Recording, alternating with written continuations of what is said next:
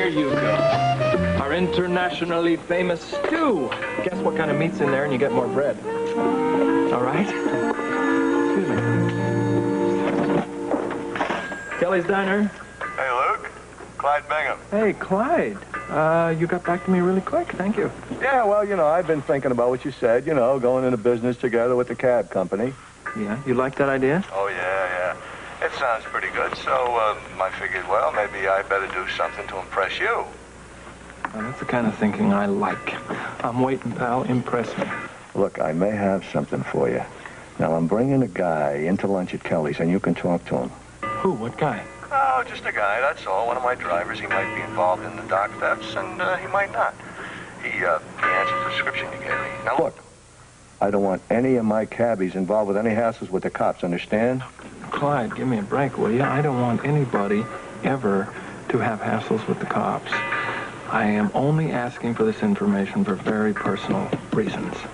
Personal reasons? You got personal reasons about a dock theft?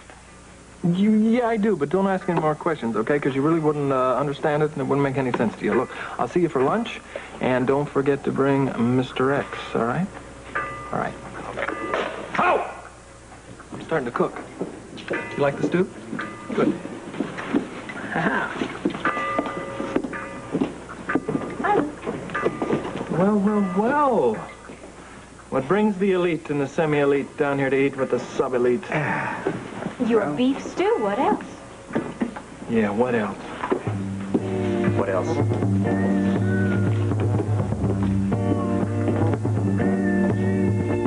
Facility, report to Dr. Gonzalez. Okay, Bobbie, you can go to lunch. Oh, good. Thanks. I've been anxious.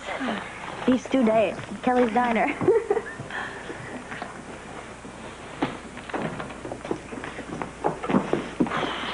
Hi. Hi. You look awful. Thank you very much. I love that. Thank you. I suppose it's a fair assessment. Bar exams? Yeah, somehow I just found time somewhere to take my bar exams. Don't ask me how I did, because I haven't the foggiest idea. Oh, come on, Joe. After all that studying. Yeah, for years now I've been stuffing this pea-sized brain full of the history of law, from Folkmoot to the Witton to the litigation of the Supreme Court. And what happens when I call on this brain of mine, this mind like a steel trap turns to mush. Joseph Patrick Kelly, I find it very difficult to believe that you blanked out under pressure. I did. Who cares? I care. And Rose cares. And I'm sure you did wonderfully well. And because of that, I'm going to let you escort me over to Kelly's Diner for some lunch. It's beef stew day. Oh, I'd love to, but I came to see Ann Logan. I called the Hardy House. She wasn't there. She's here, isn't she? No. Where is she?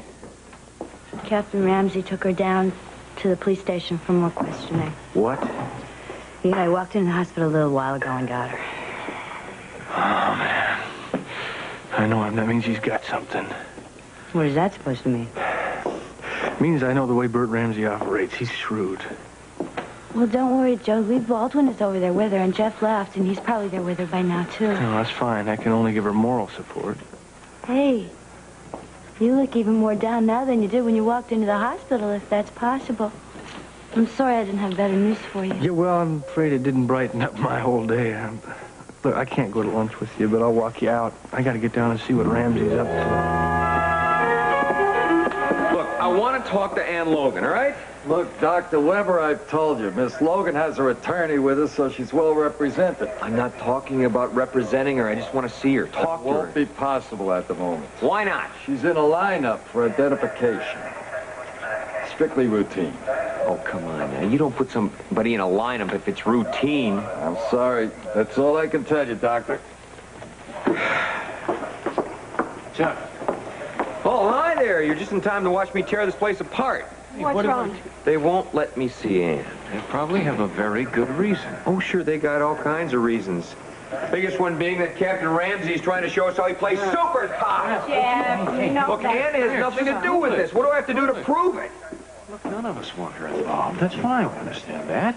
But maybe there's some piece of circumstantial evidence. Evidently there is. Maybe she lied just about one issue. Lied about what? I don't know, but if she did, I'm concerned as to why. What could Anne possibly lie about? I didn't say she did. I said if she did. Well, that's ridiculous. Jeff, please try to calm down. We're all upset, but nobody can really know what's going on in there. Well, I think somebody just better get some answers real quick, don't you? Rick, Bert is still a friend. Maybe I could call on that friendship. Well, I should resent that idea, but I think it's a good one once you go. Okay. Hey, I know it's been rough times, okay? Well, I'm kind of getting used to rough times, you know what I mean? Annie and I are... That's about all we see these days. Jeff, you have to face one very important fact. Ramsey has talked to most of the people at the hospital. He's talked to Amy Vining, a notorious gossip. Now, maybe he found out that you and Diana were more than friends. Maybe he found out that Anne and Diana quarreled about it. Giving Anne a motive for murder? Because I slept with Diana Taylor? What better reason would a woman have to kill someone? Yeah, I guess you're right. It's not doing Anne much good acting this way, am I?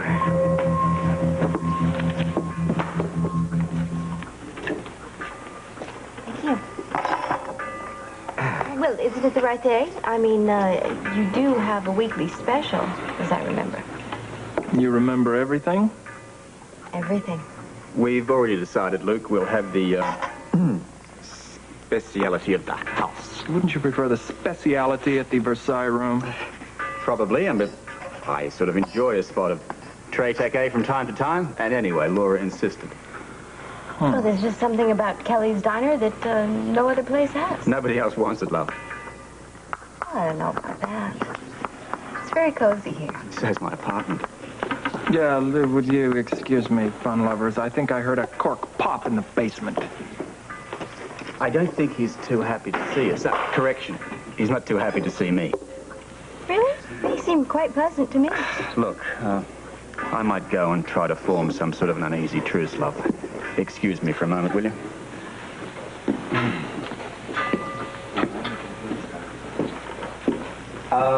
Peace to all men, goodwill to your fellow man, something to that effect. Is this where all the magic happens? Yes, as a matter of fact, abracadabra, you've just been turned into a camp of gypsy midgets. Jealousy really is quite juvenile, Luke. Oh, don't flatter yourself, Prince Charming. Lady Godiva and I are ancient history. Well, history does have a way of repeating itself.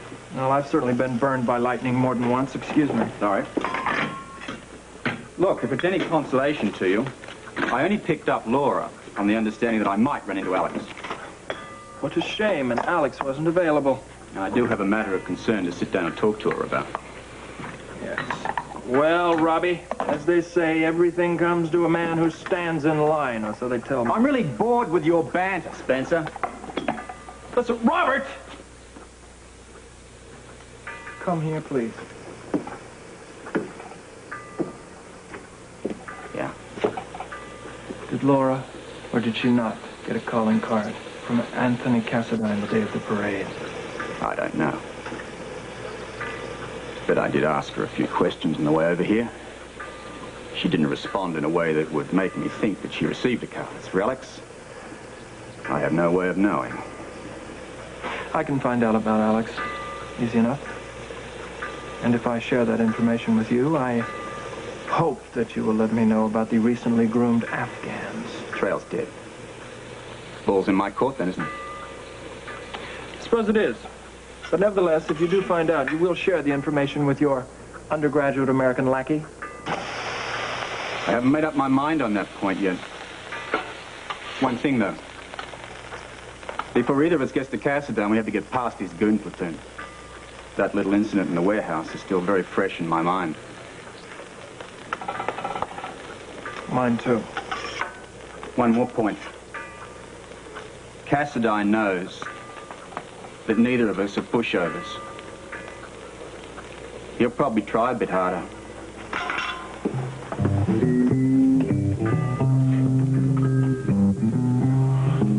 I didn't appreciate that lecture from Mr. Cassadine. What did you expect? A pat on the back? We were sent to the warehouse to recover the Ice Princess, and we failed. But it wasn't our fault. If Luke Spencer and Robert Scorpio hadn't interfered, we'd have had time to look for the Ice Princess. Mr. Cassadine does not accept excuses. So it seems. Where is he? Up on deck. Take care of the dogs. I have to tell him his car is being brought around.